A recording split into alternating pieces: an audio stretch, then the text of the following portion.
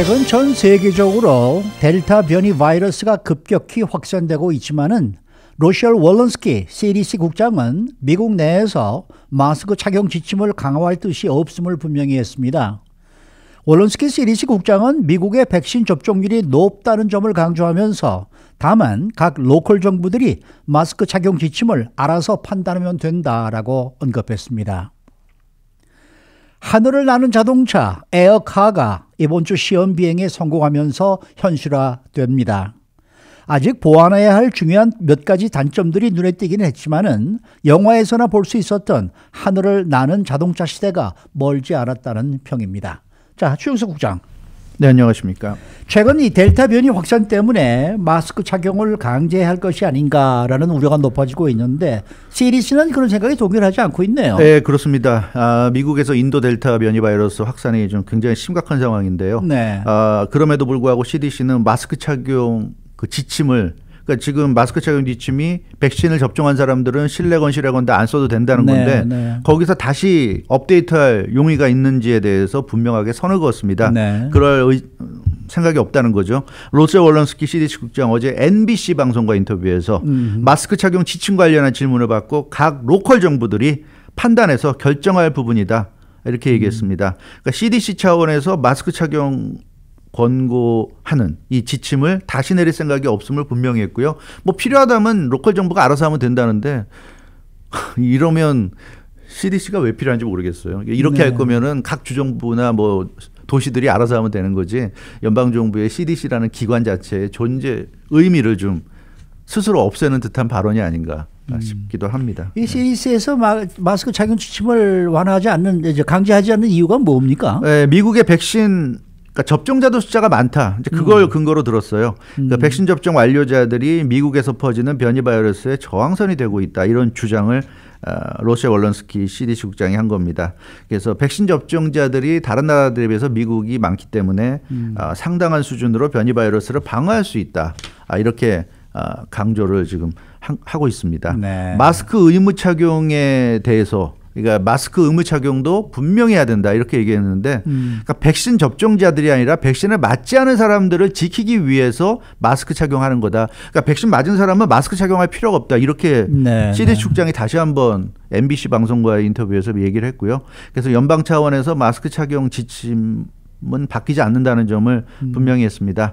대신에 각 로컬 정부들이 각자 상황에 맞는 지침을 만들어라고 그렇게 전달했다는 그런 얘기를 했고요. 백신 접종률이 낮거나 감염자가 많은 지역에 그런 경우에는 이제 마스크 지침을 마련하도록 그렇게 요청한 상태라고 그렇게 언급을 했습니다. 근데 이러한 CDC 측의 단호한 입장에 대해서 조금 뭐랄까 우려의 목소리가 일각에서 나오고 있는 것 같아요. 그렇습니다. 미국에서 백신 접종률이 올라가면서 여러 주가 이제 실내 마스크 착용 등 방역 규제를 대거 해제했는데, 그러니까 뭐 실외는 말할 것도 없고 실내까지도 이제 마스크 착용 안 해도 된다 이런 식으로 지금 해제한 건데 이게 한 달 정도 한 달 된 지침입니다.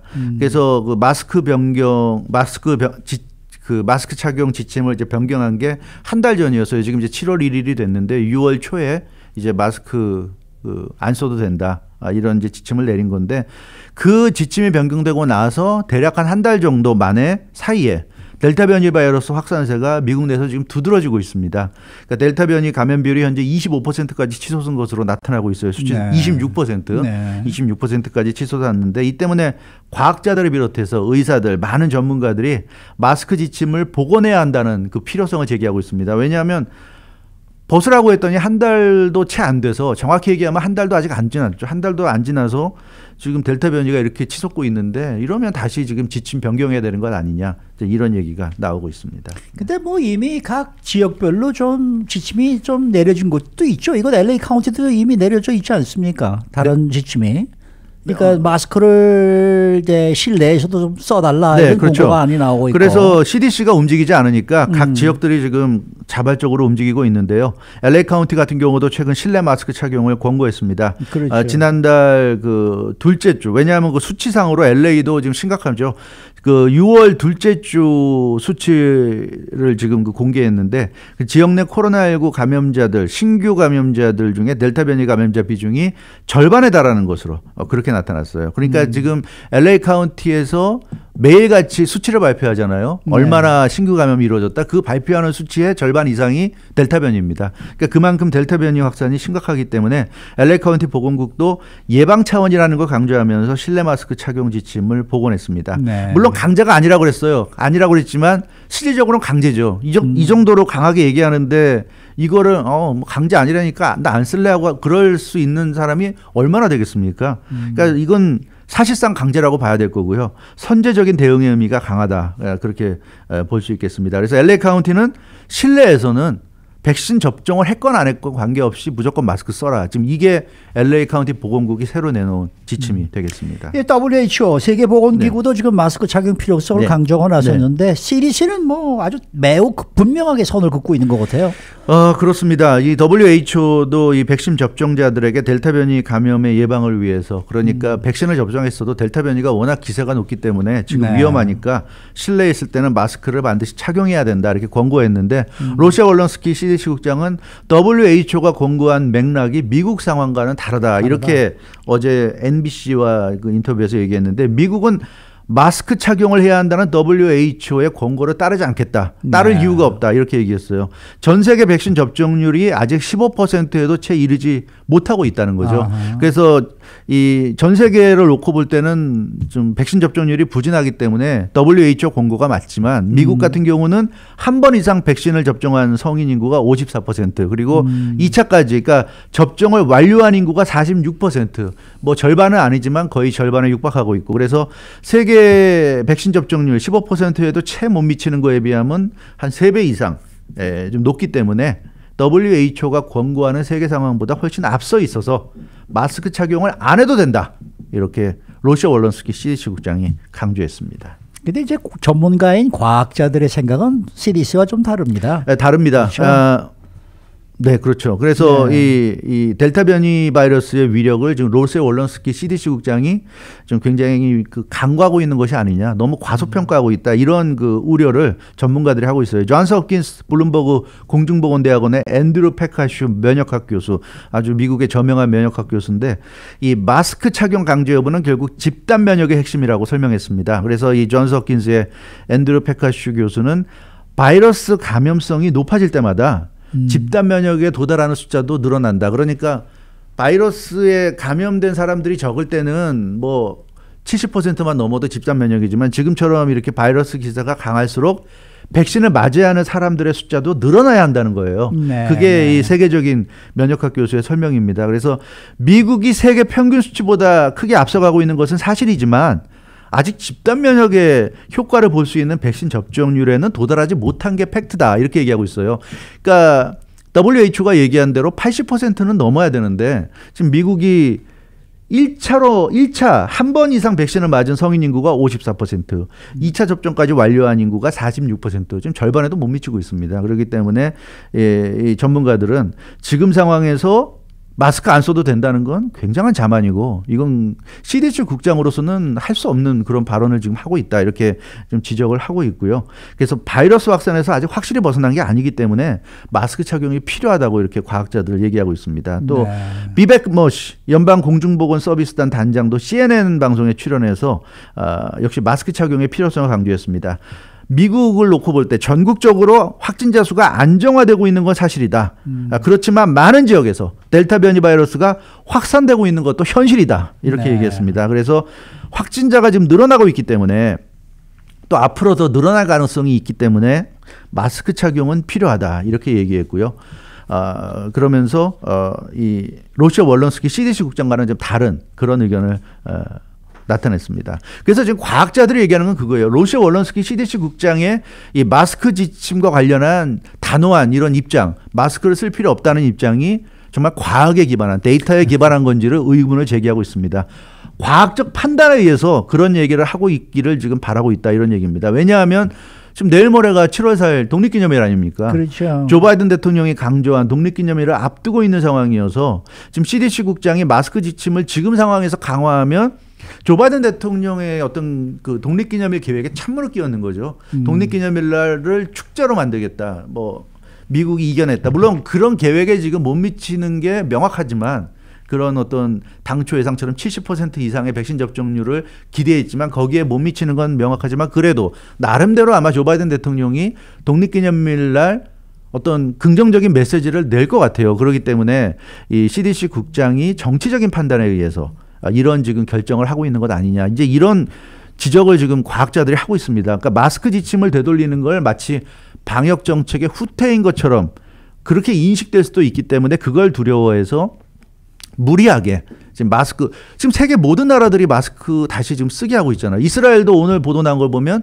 400%가 증가했다고 그래요. 지금 델타 변이 바이러스가 이스라엘이 미국보다 더 접종률이 높은데도 불구하고 지금 400%가 증가했습니다. 그래서 이스라엘도 다시 마스크를 쓰라고 지금 명령을 내리고 있는데 미국이 지금 이렇게 버티고 있는 것은 이거는 좀 너무 무리하고 있는 건 아니냐. 이러다가 다시 걷잡을 수 없이 확산되는 것 아니냐 하는 그런 얘기가 나오고 있고요. 또 마스크 지침, 모든 공중보건 지침이라는 게 절대적인 게 없습니다. 지침이란 거 항상 변화되는 거예요. 가이드라인이라는 게.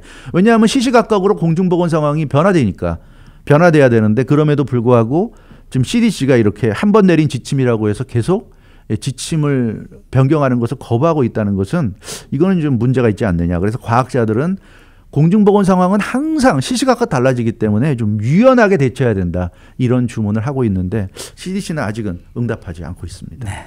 자, 다음 소식입니다. 하늘을 나는 자동차가 현실화됐다라는 네. 소식입니다. 네, 그렇습니다. 어제 그 영국 매체 더선을 비롯해서 유럽 언론 매체들이 집중적으로 보도했는데요. 동유럽 국가죠. 슬로바키아의 R&D 회사 클라인 비전이 하이브리드 에어카 모델 비행에 성공했습니다. 네. 그 비행이 월요일 날 있었고요. 28일, 6월 28일 월요일 날 이 하이브리드 에어카가 하늘을 날았고요. 그 비행 성공 소식을 이제 어제 공개를 세상에 한 겁니다. 이 니트라 국제공항, 그 슬로바키아에 있는 니트라 국제공항과 수도인 브라티슬라바 사이에서 약 35분간 날개를 펴고 비행했고 성공했다고 이 클라인 비전 측이 발표를 했습니다. 이번 시험 비용에 성공한 이 에어카, 네. 이건 구체적으로 어떤 자동차예요? 예, 이 하이브리드 에어카고요. 그러니까 자동차지만 필요하면은 날개를 펴고 하늘을 날 수 있는, 그러니까 자동차와 비행기가 결합된 그런 차입니다. 네. 그래서 하이브리드 에어카로 불리는데요. BMW 엔진과 고정 프로펠러가 탑재된 그런 자동차입니다. 그래서 도로 주행과 비행이 모두 가능한 그런 자동차고요. 이 하이브리드 에어카는 3분 안에 날개를 펴서 시간당 119마일, 191km, 그러니까 거의 한 200km의 속도로 날 수가 있습니다. 높이는 한 2,500m 정도로 떠서 약 621마일, 그러니까 한 1,000km 정도 거리까지 날 수 있고요. 시간으로는 한 40시간 동안 비행할 수 있는 기능을 갖고 있습니다. 이 하이브리드 에어카를 이제 개발해서 비행에 성공한 회사가 클라인 비전입니다. 클라인 비전, 슬로바키아 회사인데요. 이 클라인 비전을 설립한 창업자가 직접 에어카를 운전을 했죠. 에어카를 발명했습니다. 스테판 클레인 최고 경영자 CEO가 직접 이 에어카를 발명을 했고 자신이 만든 하늘을 나는 그 자동차 에어카를 타고 운전하는 모습. 그 라디오 코라에도 제가 기사를 올렸는데 거기 사진을 많이 올렸는데요. 보시면 아마 굉장히 감탄이 나올 것 같아요. 대단합니다. 그래서 이 클라인 비전의 창업자는 에어카가 이중 운송 차량의 새로운 시대가 열 것이다. 그러니까 필요하면 자동차로 가고 필요하면 비행기로 가는 이중 운송 차량의 새로운 시대를 열 것이라고 자신했고요. 이 클라인 비전의 공동 설립자인 안톤 자작은 이 에어카가 공상과학 소설 또 영화에서나 나오던 그러네요. 이런 그 상황을 현실로 만들었다. 영화에서 보던 게 정말 그렇죠. 영화에서는 우리가 자동차가 하늘 나는 걸 볼 수 있었죠. 네, 그렇습니다. 그런데 이번에 하늘을 나는 자동차가 아무래도 좀 보완할 점이 많이 있다면서요? 그러니까 하늘을 나는 거는 뭐 성공을 했으니까 하늘을 날 수 있다는 건 분명히 보여줬어요. 근데 이제 문제는 그 수직 이착륙이 불가능합니다. 그러니까 헬리콥터처럼 그 자리에서 바로 뜨고 바로 내리고 해야 되는데 그렇죠. 그게 안 되니까 그 얘기는 뭐냐면 활주로가 필요하다는 얘기예요. 활주로가 필요합니다. 하늘을 날기 위해서는 계속 달려가다가 날개를 펴고 그 달리는 힘에 의해서 공중으로 날아오르는 건데, 그러니까 이게 문제는 그 이중 운송 차량의 가장 큰 장점은 뭐 차를 타고 달리다가 갑자기 도로가 너무 막히거나 이럴 때는 하늘로 올라서 그렇죠. 비행기를 타고 갈 수 있는 그런 상황이 돼야 되는데 활주로가 필요하다 그러면 이게 근본적으로 불가능한 거죠. 그렇죠. 네, 그래서 도로를 달리다가 길이 막힐 때 하늘로 날아올 수 없다는 얘기입니다. 그렇죠. 근데 이게 이제 보완이 돼야 된다는 거죠. 그래서 반드시 지금 상황으로는 공항으로 가거나 활주로 역할을 할 수 있을 만큼의 충분한 빈 도로가 확보가 돼야 가능한 건데 네. 이게 좀 현실적으로 좀 어렵죠. 그래서 활주로를 활용할 수 있을 만큼 도로에 차량이 없다면 굳이 하늘을 근데 생각해 보십시오. 도로에 활주로로 이용할 만큼 텅 빈 구간이 있다고 한다면 그럼 굳이 하늘을 날아갈 이유가 없지 않습니까? 그럼 그냥 잘 빠지는데 그냥 차를 타고 가면 될 거고요. 네, 그렇기 때문에 네. 이거는 좀 문제가 있다. 그래서 이게 단순히 관광용이라거나 네. 뭐 놀이기구적 성격이 아니라고 한다면 이게 출퇴근 같은 실용적으로 이용하기 위해서는 반드시 보완이 돼야 되죠. 많다. 그러니까 수직 이착륙이 돼야 됩니다. 그래야 그렇죠. 가다가 막혀가지고 도저히 안 된다 그럴 땐 그 자리에서 그냥 붕 떠가지고 갈 수 있어야 되는 거죠. 그래서 그 점을 이제 보완이 돼야 될 것 같아요. 그 점이 보완이 된다면 이거는 충분히 좀 가능성이 있을 것 같습니다.